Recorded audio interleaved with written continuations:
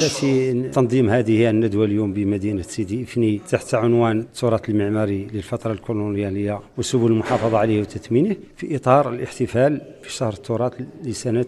2023. وتم اختيار هذا الموضوع نظرا أولا لرهينيته، ثم نظرا لكذلك لأن مدينة سيدي إفني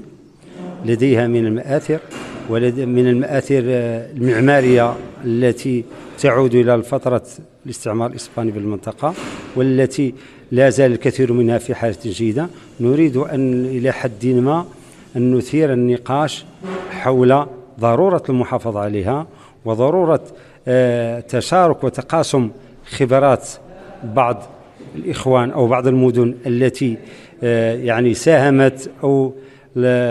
يعني مشات في هذا الموضوع ديال التثمين وديال الحماية القانونية المجال التاريخي عندها، كمثلا مدينة الدار البيضاء اللي نعرف شنو هي إشكاليات المطروحة أمام هذا النوع من الحماية ديال هذا النوع من التراث، شنو هي المشاكل التي تطرح. كما أن كذلك أثرنا ما يسمى بمخطط التدبير للنسيج التاريخي مثلا بمدينة سيدي إفني، يعني مقارنة مع مدن أخرى، لأن بكل صراحة مدينة سيدي إفني لديها لنقول نسيج تاريخي له من القيم لفالور، يعني القيمة التاريخية والمعمارية ما يحتم علينا جميعا، ليس قطاع الثقافة فقط، ولكن ما يحتم علينا جميعا أن نحافظ عليه وأن نثمنه، وأن نجعل من إرث الأمس كنز اليوم